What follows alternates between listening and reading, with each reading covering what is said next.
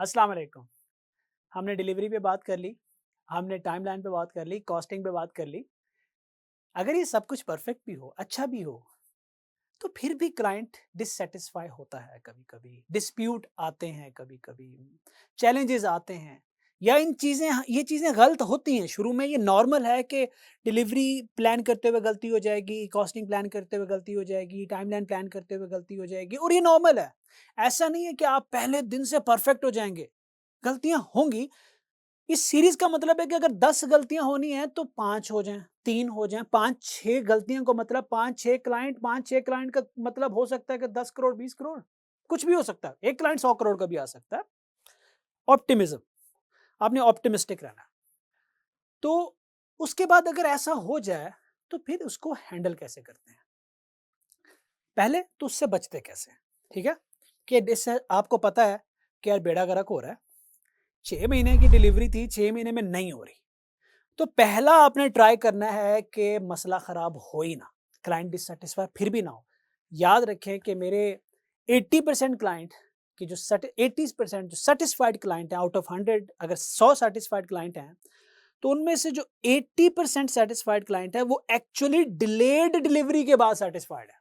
I repeat, देखिए, अगर आप ट्रिक पूछे ना, परफेक्ट डिलीवरी के बाद तो क्लाइंट ऑटोमेटिकली सेटिस्फाई हो जाता है। एक फाउंडर ने सीखना है कि इम्परफेक्ट डिलीवरी के बाद भी क्लाइंट सेटिस्फाई रखना है और 80% इम्परफेक्ट डिलीवरीज होंगी, डिलेज आएंगे, चैलेंजेस आएंगे, रोड ब्लॉक्स आएंगे, क्योंकि आप स्टार्टअप हैं, you are entering, you are learning it.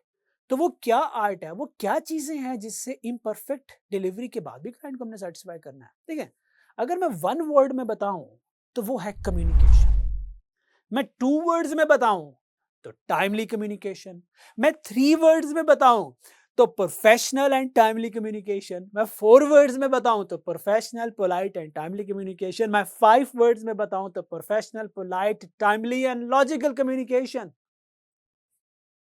Simple.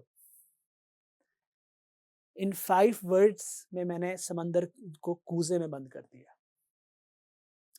लेकिन अगर ऐसा हो जाए, आपने अवॉइड करना हो, तो किन चीज़ों का ख्याल रखना है, मैं समराइज़ कर देता हूँ। देखिए, पहले देखते हैं डिले क्यों होते हैं। Poor estimation, client unclear requirement, unexpected bugs, team capacity के इश्यूज़ होते हैं, टेक्निकल ब्लॉकर्स होते हैं या स्कोप बदल जाता है, तो इस तरह से हो जाती हैं चीज़ें।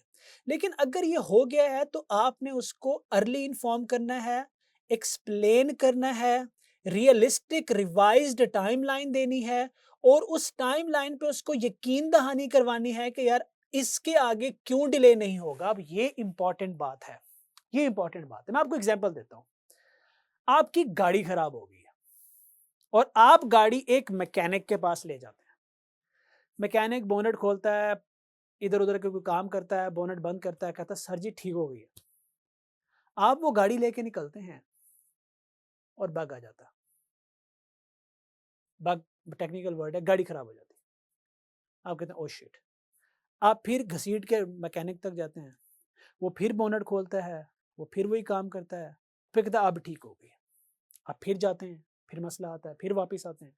जब वो तीसरी दफ़ा उस मसले को फिक्स करेगा और आप गाड़ी लेके निकल रहे होंगे, तो आप सेटिस्फाई नहीं होंगे, आप डरे हुए होंगे, आप कंसर्न होंगे और आप उससे एक सवाल पूछेंगे, भाई अब तो खराब नहीं होगी? वो अगर तो वो आपको ये कहता है कि नहीं होगी, जो कि पहले भी 3 दफ़ा उसने वही बोला, तो आप डरे ही रहेंगे, आप उस पे यकीन नहीं कर सकेंगे।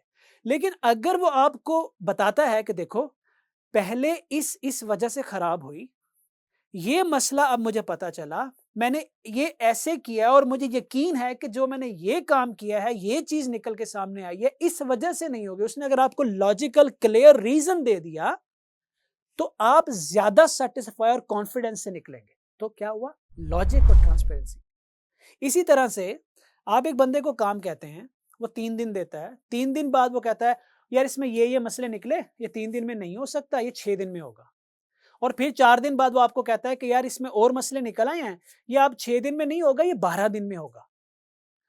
तो जब आपको वो चौथी दफ़ा रिवाइज़ टाइमलाइन देगा, तो आप पूछेंगे, आप दिल में सोच रहे होंगे, ये अब भी नहीं होना, इससे कभी भी नहीं होना। और मेरा पहला क्लाइंट मुझे कहता था, मुझे नहीं लगता ये कभी होने वाला है, it will take years, it will take your entire life time, कहता था।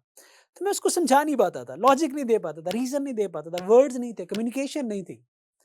अब मुझे ये अल्फ़ाज़ सुनने को नहीं मिलते क्योंकि अब मुझे पता होता है how to communicate, what to communicate, when to communicate and logic, politeness, professionalism सब होता है उसके अंदर, तो उसको पता होता है, अच्छा अभी जो रिवाइज़ टाइमलाइन दे रहा है इसके पीछे लॉजिक है, इट मेक्स सेंस तो ये होगा। That's the power. One word में बोला लेकिन अगर आपने ये लॉजिक क्लाइंट को दे दी तो आप पे ट्रस्ट करेगा, अदरवाइज़ रिवाइज़ टाइमलाइन भी नहीं दी और उसको इंश्योरेंस भी नहीं दी, तो वो कभी ट्रस्ट नहीं करेगा और दूसरा डेवलपर ढूँढना शुरू हो जाएगा और हो गया आपका काम। लेकिन अगर क्लाइंट अनहैप्पी हो गया है, अब क्या करना है? चंद पॉइंटर्स बताता हूँ क्योंकि अब आपको मैं ट्रेन कर चुका हूँ इसके ऊपर। ये पॉइंटर्स आप देखें तो आपको क्लियरली समझ आ जाएगा कि किस तरह से हैंडल करते हैं। सबसे पहले अगर वो आपके पास मीटिंग में आया तो आप उसकी बात सुनें। ऐसा मत कहें कि सीधा ही उसको एक्सप्लेन करने की कोशिश करें, नहीं, पहले उसकी सुनें और उसको एक्नॉलेज करें कि हाँ भाई तू ठीक कह रहा है, आई अंडरस्टैंड योर कंसर्न। फिर आप उससे एक्सक्यूजेस मत दें कि यूं हुआ। आप एक्सक्यूजेस का मतलब ये होता है कि बीमार हो गया फलां, ये हो गया फलां, नहीं, आपने उसको लॉजिकली रूट कॉज एक्सप्लेन करना है। जब आपने रूट कॉज एक्सप्लेन कर दिया तो फिर आपने उसको प्लान देना है, जो प्लान क्लियर, सिंपल और अचीवेबल होगा। जब उसको प्लान दिया फिर आपने उसको इंश्योरेंस देनी है, रिकवरी, ट्रस्ट विद कंसिस्टेंसी, कि यार इस तरह से होगा। जब आपने ये करना है तो वो आप थोड़ा-सा उसकी अनहैप्पी क्लाइंट को आप हैंडल कर पाते हो और ये गलतियाँ जो मैं आपको बता रहा हूँ आपने हरगिज़ नहीं करनी, क्लाइंट से आर्ग्यू नहीं करना, क्लाइंट को ब्लेम नहीं करना, डिलेज़ को छुपाना नहीं है। आप अनस्टेबल बिल्ड्स उसको नहीं भेजनी आपने, उसके मैसेजेस को इग्नोर नहीं करना। हम तो क्लाइंट को मैसेजेस इग्नोर करना शुरू होते हैं, ईमेल का जवाब नहीं देते, व्हाट्सऐप को बंद कर देते हैं, ये हरकत नहीं करनी। इमोशनली रिएक्ट नहीं करना कि यार मैं इतनी मेहनत कर रहा था, इस बंदे ने आके मुझे ये कुछ बोल दिया, मैं काम ही नहीं करूँगा। Don't do that. प्रोफेशनलिज़्म हमेशा आपको जितवाता है क्योंकि आपने उसकी पोज़ीशन को समझना है। अगर आप उसकी पोज़ीशन को समझ के एक्नॉलेजमेंट दिया, एम्पैथी का मुज़ाहरा किया, तो आप उसको काम डाउन कर पाएँगे। और ऑब्वियसली ये सारा कुछ करने के लिए आपको कुछ लॉजिकल एविडेंसेस चाहिए होते हैं, उसको चीज़ें दिखानी पड़ती हैं। देखो ये हुआ, तो उसके लिए आपको ऑब्वियसली एआई टूल्स चाहिए होते हैं, उसके लिए आपको डॉक्यूमेंटेशन चाहिए होता है, प्रोसेसेस चाहिए होते हैं। अगर आप ये चंद पॉइंटर्स, चंद वर्ड्स आपने शुरू में एक्सरसाइज कर लिए, आपकी ज़िंदगी के कई साल बच जाएँगे। ज़िंदगी के कई साल। Thank you very much.